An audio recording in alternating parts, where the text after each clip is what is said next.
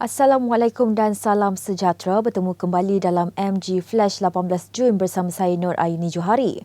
Berita utama, Menteri Perdagangan Antarabangsa dan Industri Datuk Seri Muhammad Azmin Ali menyangkal dakwaan kerajaan gagal mengawal penularan COVID-19. Tegasnya hasil usaha kerajaan selama ini berjaya menyaksikan lengkuk jangkitan virus berkenaan semakin melandai dan kes positif baru juga menurun.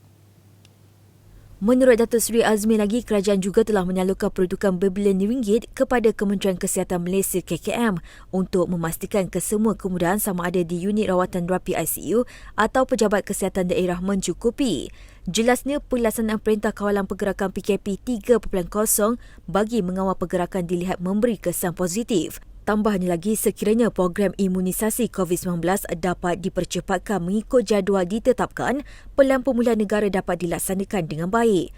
Datuk Seri Azmin bercakap kepada media selepas melawat Pusat Pemberian Vaksin PPV di Mount Austin, Johor Bahru hari ini. Pada minggu lalu, Menteri Penyelaras Program Imunisasi COVID-19 Kebangsaan Khairy Jamaluddin memberitahu 2 pusat pemberian vaksin PPV industri akan dibuka di Johor bagi pemberian vaksin kepada pekerja industri di negeri itu. Ia membabitkan PPV industri di Kompleks Bersepadu Penapisan Minyak dan Petrokimia Rapid Pengerang Kota Tinggi yang beroperasi kemarin, manakala PPV di Mount Austin dijangka beroperasi 28 Jun ini. Selepas 5 hari kes harian COVID-19 berada di bawah paras 5,000 kes hari ini, ia kembali melonjak kepada 6,440 kes. Ketua Pengarah Kesihatan Tan Sri Dr. Nur Hisham Abdullah berkata, ini sekaligus menjadikan jumlah kumulatif kes positif COVID-19 di Malaysia adalah 685,204 kes. Jelasnya, menerusi ciapan di Twitter, Selangor hari ini merekodkan angka tertinggi sebanyak 2,095 kes, manakala Negeri Sembilan menyaksikan sedikit penurunan kepada 870 kes berbanding 1,086 semalam.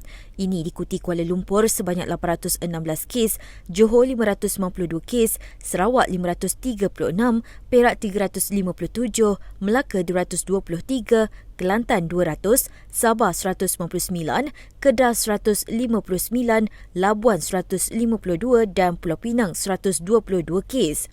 Sementara itu, di Pahang terdapat 79 kes, Terengganu 32, Putrajaya 6 dan Perlis 2 kes. Pelajar Tingkatan 5 dan Tingkatan 6 sesi persekolahan 2021 dijangka menerima dos pertama suntikan vaksin COVID-19 pada bulan depan di sekolah masing-masing. Menteri Penyelaras Program Imunisasi COVID-19 Kebangsaan PIK Khairy Jamaluddin Abu Bakar berkata pelajar terbabit akan menerima vaksin jenis Pfizer.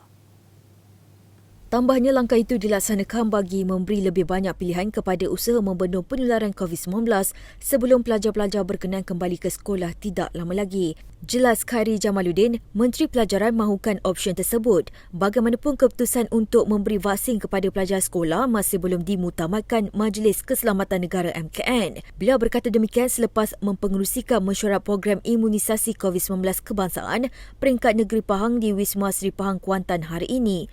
Mesyuarat itu turut dihadiri Menteri Besar Datuk Seri Wan Rosli Wan Ismail. Lebih 2 minggu Sekatan Pergerakan Penuh dikuatkuasakan, masih ada kilang yang berdegil dan beroperasi tanpa surat kebenaran daripada Kementerian Perdagangan Antarabangsa dan Industri MITI. Menurut Ketua Polis Daerah Shah Alam SCP Baharudin Mat Taib, sebanyak 44 kompaun telah dikeluarkan atas pelbagai kesalahan melibatkan kompaun RM140,000. Untuk makluman, sehingga semalam kita ada membuat operasi sebanyak 82 kilang di Shah Alam ini. Dan daripada 82 itu, jumlah kompaun yang dikeluarkan di kawasan untuk sektor perkilangan sebanyak 44. Dan 14 di antaranya di kompaun terus kat Majikan lah. Dan 14 kilang yang kita kompaunkan itu, 9 beroperasi tanpa surat MITI. 3 gagal mematuhi kapasiti jumlah pekerja. 2 gagal menyediakan, dia kena ada laluan keluar dan masuk, dia tak boleh satu laluan sajalah. So ini tindakan yang kita akan teruskan lagi operasi di sektor perkilangan di Shah Alam ni lah. Beliau berkata demikian ketika melakukan pematuhan prosedur operasi standard SOP di sebuah kilang di Kota Kemuning hari ini. Mahrudin berkata pihaknya tidak akan berkompromi dan berharap majikan dalam sektor perkilangan dapat mematuhi SOP yang ditetapkan. Seorang pelayan restoran mengaku tidak bersalah di Mahkamah Magistrate Petaling Jaya hari ini kerana gagal memberi keterangan memiliki 58 helai pakaian dalam wanita. Tertuduh Ong Kok Tai membuat pengakuan itu ketika pertuduhan dibacakan jurubahasa dalam bahasa Mandarin di hadapan Magistrate Barat Manian. Berdasarkan kertas pertuduhan, Kok Tai berasal dari Kuala Sepetang, Selangor, tidak memberi keterangan yang memuaskan bagaimana 58 helai pakaian wanita melibatkan seluar dalam, baju dalam dan seluar pendek diperolehi. Kok Tai didakwa melakukan kesalahan itu pada 15 Jun lalu, sekitar jam 12.15 tengah hari di Kondo Rizwan Dataran Mentari, Petaling Jaya. Dia dituduh melakukan satu kesalahan mengikut Seksyen 29-1 Akta Kesalahan Kecil 1955.